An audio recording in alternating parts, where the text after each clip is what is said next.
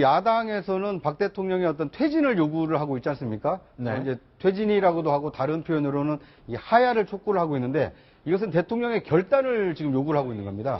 근데 청와대는 대통령이 결단할 뜻이 없다.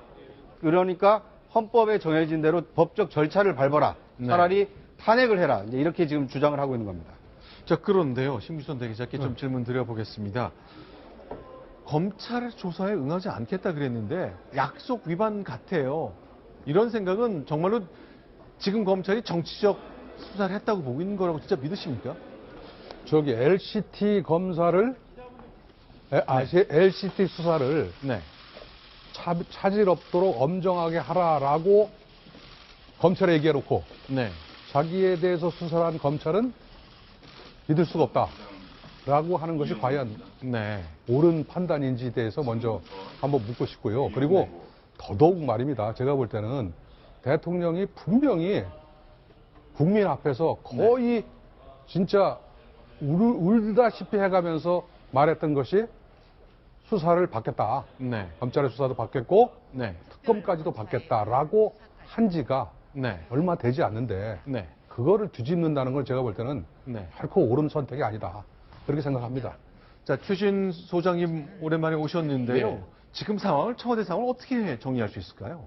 지금 아마도 주요 부처는 모든 청와대 힘을 동원해서 아마 대통령의 어떤 대응책을 마련하는 데 아마 기울일 겁니다. 그런데 여기 제가 하나 좀 짚어보고 싶은 게 네. 지금 사상 처음으로 대통령의 개인 비리가 지금 드러났지 않습니까? 네. 그런데 대변인 발표나 이런 거 보면은 대통령 개인 비리에 대해서 공식적인 대변인 논평을 하고 계속 나오는 건데 네. 과연 이게 법리적으로 옳은 건지를 한번 우리가 따져볼 필요가 있습니다.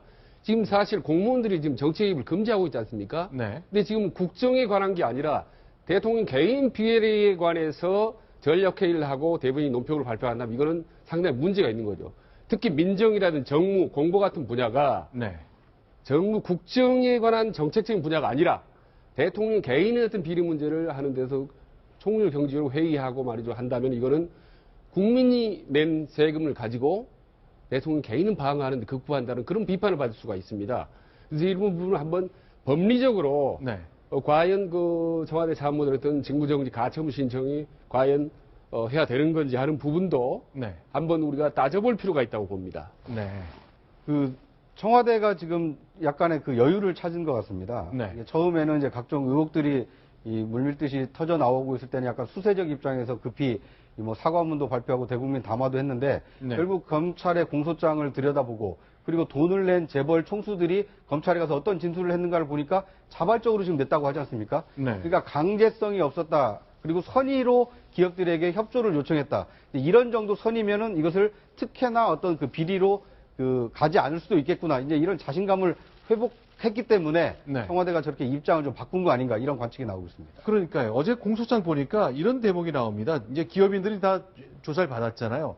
대통령이 그런 요청을 하는데 안 들을 경우에는 내가 세무조사를 받거나 인허가 과정에서 직간접적인 불이익을 받거나 그럴 수 있기 때문에 그런 부담을 느껴서 돈을 냈다고 공소장에 적시도 있거든요. 그래서 그 부분이 바로 직권을 남용해서 네. 대통령이 가진 커다란 권한을 이용해서 압박을 줬다는 부분인데요. 네. 저는 약간 구자욱 처장 말씀하신 거와 조금 반대되는 생각을 하고 있는 게 네. 공소장에까지 이렇게 전환이 명확시가 돼 있고 또 공소가 사실상 제기된 거나 마찬가지 상황이고 네. 또 물리적인 증거 같은 것들이 너무나 명백하기 때문에 청와대 입장에서는 오히려 그래서 강공으로 나올 수밖에 없지 않을까. 그러니까 네. 이 자리를 시간이라도 조금이라도 끌면서 이거를 어느 정도 자리를 지키면서 이거를 수습해 나가지 않으면 도저히 안 되는 상황이라고 인식을 하는 게 아닌가 싶은 게요. 기업들 입장에서는요. 네. 남용을 했다, 그렇게 압박을 느꼈다, 그렇게 해서 돈을 출연했다고 하면 기업은 벗어날 수 있습니다. 네. 그런데 그렇게 압박을 받고 심적인 부담 때문에 강요해서 돈을 제출했다고 하더라도 네. 여전히 뇌물이 될 여지는 있는 거거든요. 네. 검찰 입장에서는 기업을 살려주면서 박근혜 대통령을 압박하는 수단으로 오히려 그 카드를 전환시킬 수가 있는 거죠. 네. 저희는 이제 청와대 방향 손해가 네. 저는 국민과 싸우는 것보다는 국회와 싸우는 것이 더 낫다라는 네. 그런 판단을 한 게 아닌가. 초기만 해도 검찰하고 충분히 우리가 조정을 할 수 있어 뭔가 유리할 것 같았는데 네. 막상 검찰 공소장의 내용 보니까 그 구체적인 혐의들이 계속 나오고 있지 않습니까? 네. 앞으로 만약 검찰 수사를 받는다면 계속 구체적인 혐의들이 모든 신문 방송을 통해서 일일이 밖으로 나올 겁니다. 네. 그러나 국회와 싸울 경우는 특검이라든지 탄핵 국면으로 갈 경우에 국회 내부의 입장이 달라지고 분열의 여지가 있고 분란의 소지가 있기 때문에 정치 공방으로 흐를 수가 있다. 네. 그래서 우리는 검찰보다는 국회의원 상대하는 것이 여러 가지 전략적으로 유리하다는 그런 판단을 최종 내리고 그게 바로 어떤 강공책으로 저는 나왔다고 보는 거죠. 근데 여기서 충돌이 좀 있는 것 같습니다. 이제 뭐 이 며칠 뒤부터는 국회가 국정조사를 시작하니까 대기업 총수들도 그 증인으로 불러서 묻겠죠. 자발적으로 냈습니까? 아니면 강요받았습니까? 답을 할 텐데 일단 공소장에는 강요처럼 써 있습니다만 오늘 청와대가 얘기한 거 보니까 아 무슨 소리입니까? 우리가 확인해 봤는데 그냥 자발적으로 냈습니다라고 말했다. 우리는 자신 있다는 게 지금 오늘 문화일보에 나온 내용을 보니까 청와대의 생각인 것 같네요. 그런데 지금 얘기에 나오면 지금 국회가 유리할지 국민이 유리할지 검찰이 유리할지를 따라서 청와대가 이제 바뀐다는 그런 거는 제가 뭐 인정합니다만 제가 드리고 싶은 말씀은 뭐냐면 그러면 국회와 국민과 검찰이 뭐가 좀 다른가? 네. 저는 다르지 않다고 봅니다. 제가 볼 네. 때는 검찰도 적어도 이 사건만큼은 네. 제가 볼 때는 하여간 검찰의 명으로 건 것 같고 물론 옛날부터 걸었으면 더 좋았을 뻔했는데 어쨌든 제가 하던 것보다는 굉장히 명백한 대통령 혐의를 갖다가 공표를 했고 그다음에 네. 일단 야대입니다. 일단 야대니까 물론 지금 3당이 좀 이렇게 좀 흐트러져 있지만 네. 결국은 대통령과 대척점에 서 있는 건 틀림없고 국민도 마찬가지라 그래서 제가 드리고 싶은 말씀은 뭐냐면 대통령이 어떤 출구를 가려고 하든 간에 네. 대통령은 판단을 그르치면 안 된다. 네. 이런 게 제 생각입니다. 그러니까 제가 출구가 어떤 출구든 간에 네. 대통령은 겸허해야 된다. 네. 여기가 조금 약한 것 같다 그래서 그쪽으로 공성을 하고 네. 이쪽은 돌아보지 않는다든가 네. 그래서는 안 된다는 게 제 판단입니다. 네.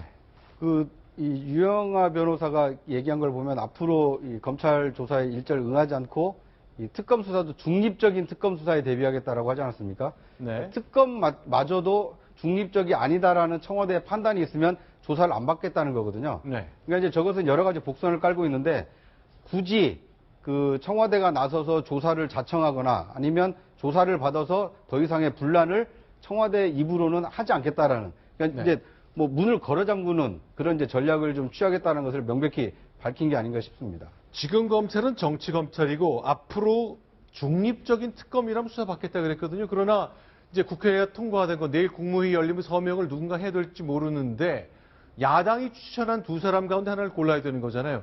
최준 교수님, 중립적인 특검 혹시 이것도 거부하는 거 아닙니까 혹시? 그러니까 그 자체가 미리 사전에 우리는 특검조차도 순순히 응하지는 않겠다는 걸 미리 사전에 이제 연막을 펼쳐놓은 거죠.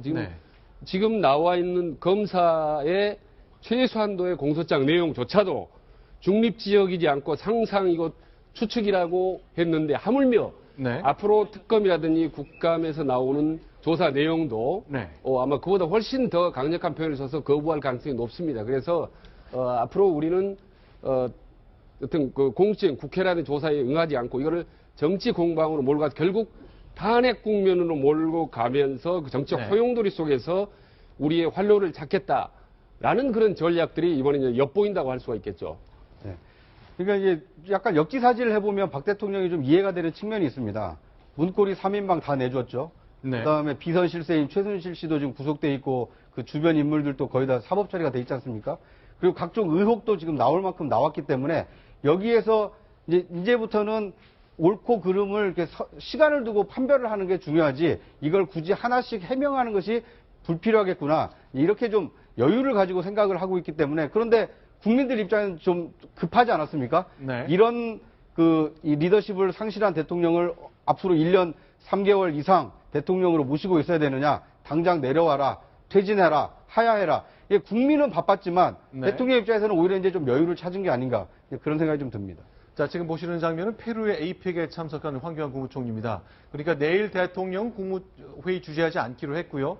총리는 저 남미의 페루에 다자회담 참석 중이고, 그러니 경제부총리가 그 순서에 따라 내일 회의를 주재합니다. 글쎄요, 특검법 서명 내일 할 수 있을까요? 정리를 좀 더 나중에 해보겠습니다.